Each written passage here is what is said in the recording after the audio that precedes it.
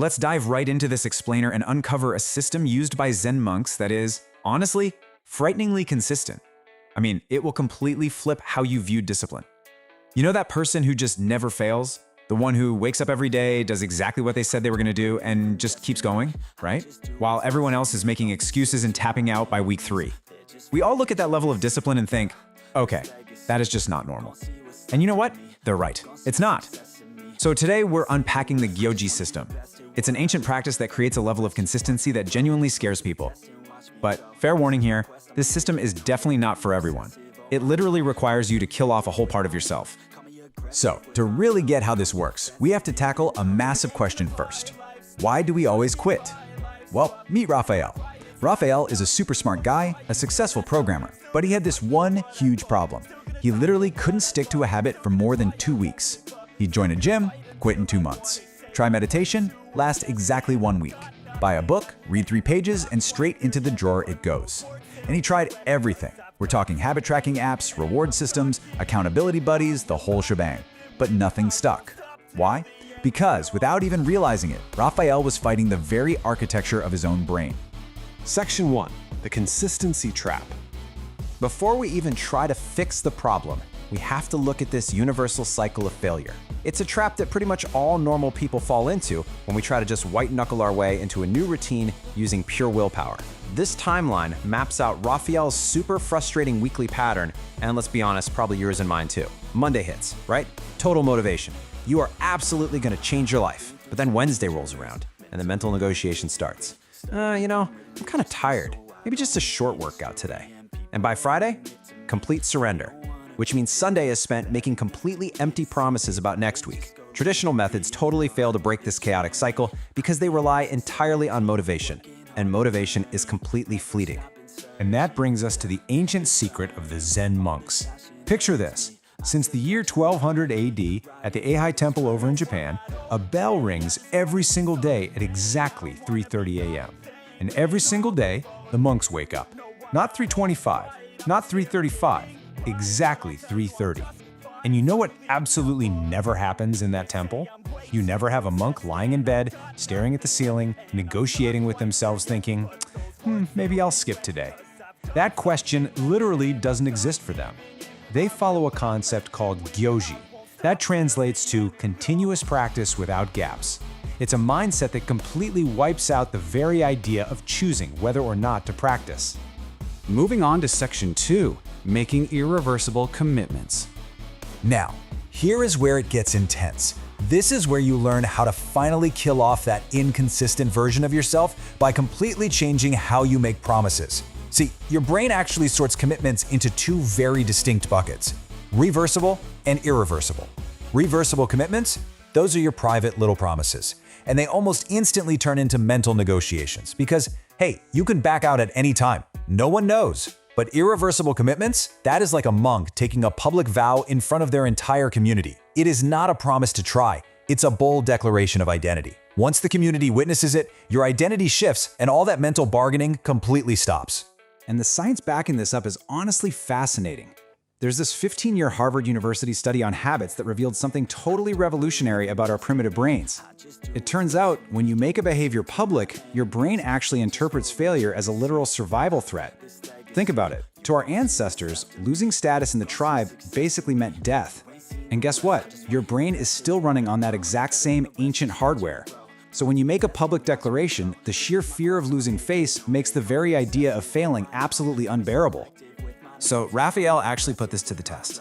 He stopped making these quiet, private promises to himself. Instead, he wrote out this exact sentence: I am a person who meditates 20 minutes every day at 5 a.m. for 90 consecutive days.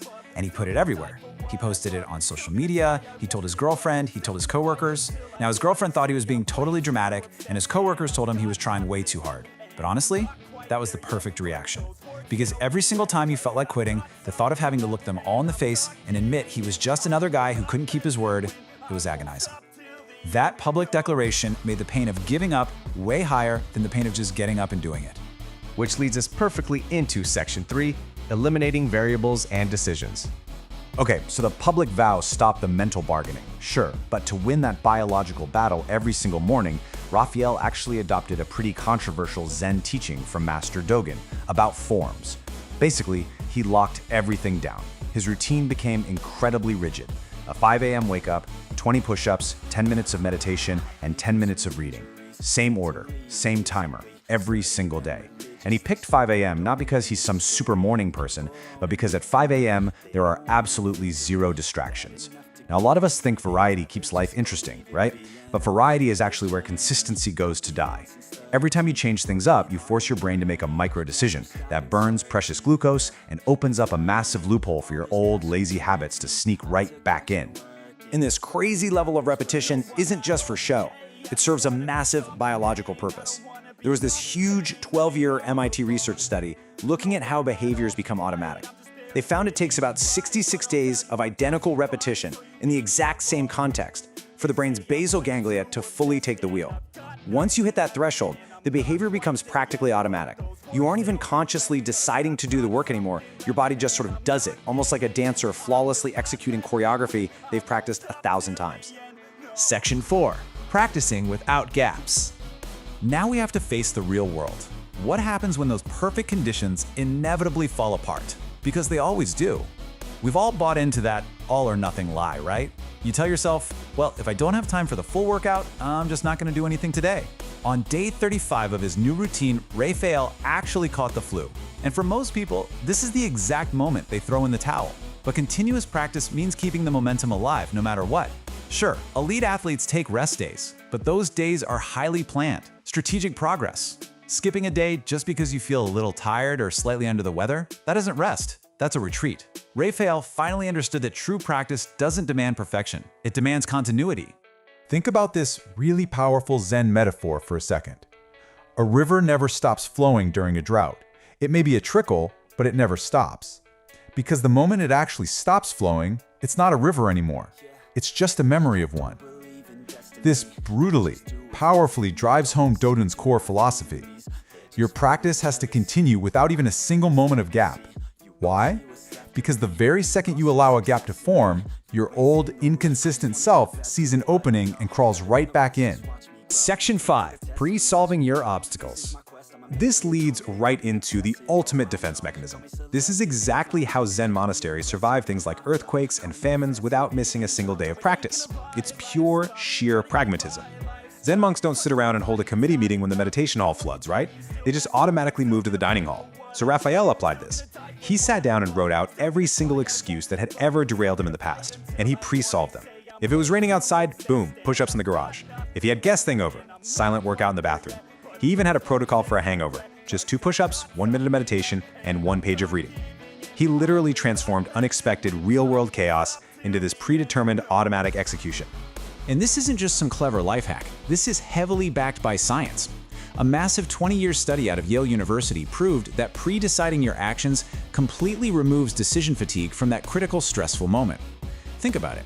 When something unexpected pops up, you really don't want to be making choices under stress, because human nature dictates you are always going to choose the path of least resistance. But by having all your answers written out in advance, your prefrontal cortex, which is the part of your brain handling willpower, stays completely intact.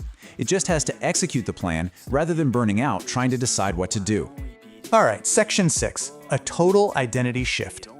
Let's tie it all together and see what actually happened when Raphael hit the end of his 90 days of continuous practice, what Zen monks call an Ingo period. On day 1, he made that absolutely terrifying public declaration. Fast forward to day 14, and the mental resistance was already fading. His feet were hitting the bedroom floor before his conscious mind was even fully awake. By day 70, he was waking up and crushing the routine like a literal programmed machine. Sometimes he wouldn't even remember doing the push-ups. And finally, by day 90, he had forged this completely unbreakable identity. He transformed from a struggling everyday guy into someone whose flawless discipline genuinely started making his friends a little uncomfortable. Which brings us to the core truth of the Gyoji system. You stop trying, and you just are. This whole system, it isn't about somehow sustaining this endless, magical reservoir of willpower. It's much deeper than that. It is a literal death and rebirth. You are effectively killing off that old, flaky version of yourself and reshaping your entire identity from the ground up. When people look at you and ask, wow, how do they do that? The real answer is, you don't do it. you just are it. So as we wrap up this explainer, I want to leave you with one final, pretty provocative question. What is your public declaration going to be? Look, if you are truly ready for this level of scary consistency, it is time to step out of the shadows of those safe, reversible little promises. Figure out your lockdown routine, pre-solve every single one of your obstacles right now, and make that irreversible commitment. Because that consistency, the kind that actually scares people, is the only consistency worth having. Go out there and reshape your identity.